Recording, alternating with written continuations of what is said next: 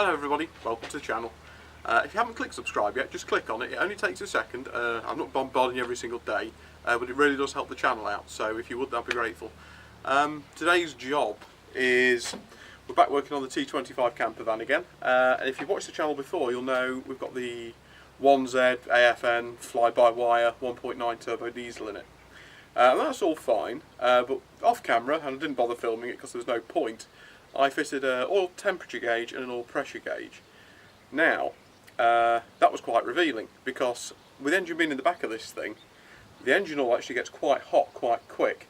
It runs a little bit hotter than I'd like. It runs up to about nearly 90 degrees Celsius. And when it's right up there, even when it's up to 80, up to running temperature, the oil pressure plummets. First thing I thought was something wrong with the engine. I thought I got a huge problem. It is a brand new engine, that's on the channel as well. They did a complete rebuild on it. So a little bit of looking around on the internet, and it would appear that these Volkswagen diesels, when the oil's hot, 60 psi at 2000 revs they're supposed to do, and nobody seems particularly interested in what they do below that. The oil light comes on at 10 psi. The oil light never comes on this, but it does run at idle at about 12-15 psi, and that's basically normal for one of these. But I don't like it. I'd much prefer it if it was idling at about 30 pound and went up to 80 when it was running. So we're going to fit an oil cooler. Now, I've not gone through mounting the oil cooler up. I'm going to bring the camera under in a second so you can see it. More just a few tips on what to do. I haven't gone through that because you'll never get the oil cooler I've used. It's just one that we had lying around. It's a big ex-military, it's off a Land Rover actually, copper thing.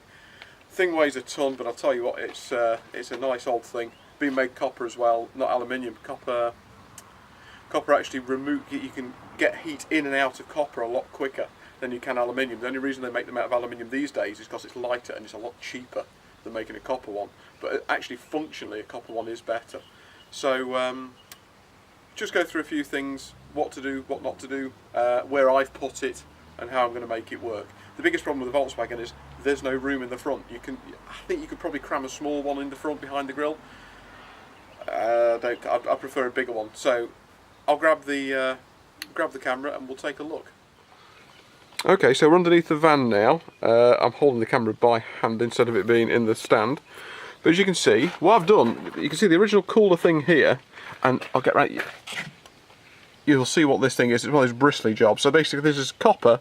It's painted black because I've painted it black. It goes in here or out. It's not directional. If I get up there so you can see, I don't know if you'll be able to see down there, but there's a bristle type thing in there as well to make sure the flow is turbulent through the cooler. 3 like loops, goes zigzags backwards and forwards, and then comes out at the back at the other end. That's all the cooler is. I've welded these brackets on, and I've put this big facet cooling fan on there because obviously there's not going to be much airflow here under the van. There'll be a bit obviously, but I just want to make sure this is overkill. There ain't no kill like overkill. And that's it as far as the cooler's concerned. I won't go too much into how I've mounted, so I've just got some brackets across here, look, and you know, it's nice and stable, mounts back to the chassis there. If you're using an aluminium cooler, don't mount them solid. Make sure you've got a bit of give in the brackets or even a slide, because the aluminium ones in particular do grow when they get hot. They actually do get hot. Just to repair one that done that, somebody tightened it up and it actually cracked itself over time. The pipe fittings on here, they are, I believe, the 1/2 inch, but it could be it might be 3/4 inch. JIC. Now, if you're looking at oil coolers and things to, that sort of thing on the internet, you hear a lot about AN fittings. That's an American sort of abbreviation. It means Army Navy. It can be very expensive. Don't worry about it, because bog standard JIC, which is also American as it happens, fits just fine. Now, you can get all kinds of Jubilee clip type things. You can get, oh, Christ knows what. Take yourself down to the hydraulics place and get some bog standard hydraulic hoses. One wire will do just fine. One wire hydraulic hose, all crimped up and nice. And you know what? That'll be better than any other doodad or gizmo you're going to get from anywhere. Push connects, Jubilee clips, Michelor clamps, T-bolt clamps. Don't worry about it. Just get some hydraulic hoses crimped up. That will do it. And, well, even a really, really cheapo hydraulic hose is going to take sort of £800–900 per square inch of pressure, and you're going to be putting flow through it at 0-ish pounds per square inch. So you'll be able to put it on and never worry about it ever again. So that's that done. I've just mounted that actually. The cooling fan's on here. I've got like a little temperature fan switch type thing I'm going to put into the oil, and that will control this fan through a relay. That's just the same way as you do cooling fans. Pipes will probably come up here and follow the coolant pipes in, and then I'll show you underneath, but I'm not there yet. There we go. Where are we? I don't know if you can see it, but just there's the oil filter, and at the base of that there's basically a plate you can buy off of the internet, and you unscrew the oil filter, put this adapter plate on. It's got two AN or JIC fittings poking out of it, in and out, doesn't matter which way round they go. You put a special nut bolt type thing down the centre of it, and then you put the oil filter on top of that. It's a kit that threads straight on. I got this one off of eBay. I'll tell you the thread in a minute when I've had a look. And it was about £9 and it turned up.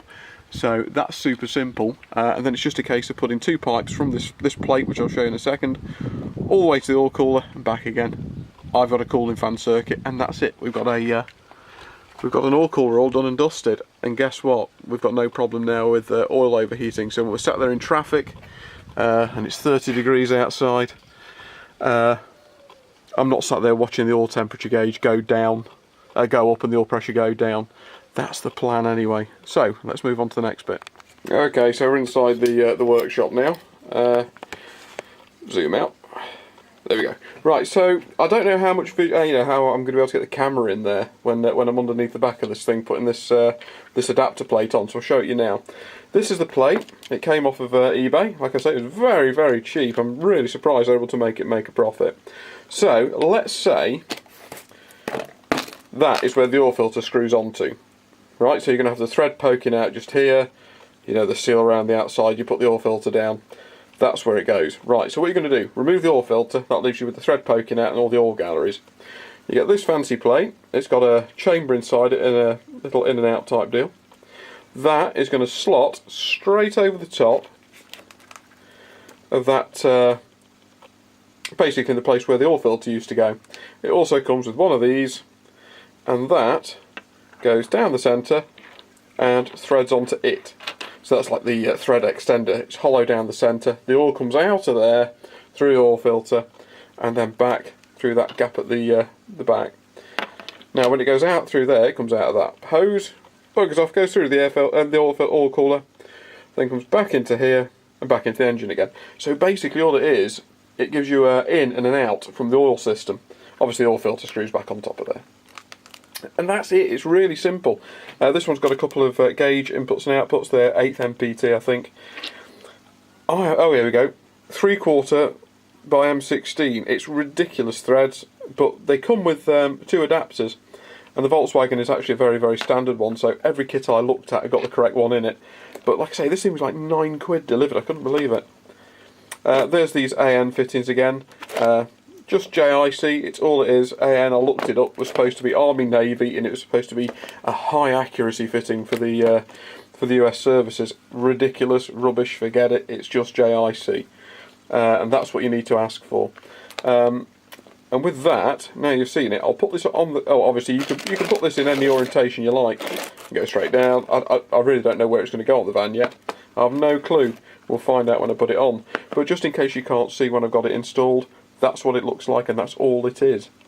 So right, next step is to fit this and make up the hoses, I guess, and that should be it, done.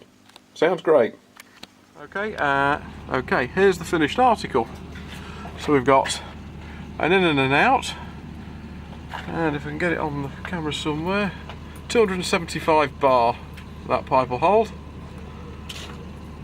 So with 1 bar of pressure in there just about in flow, I don't think that's going to cause a problem. So the pipe's going to come down there, up over the transmission, and if I can see them, there's that fitting that was on the bench with the other end of them. It's as simple as that.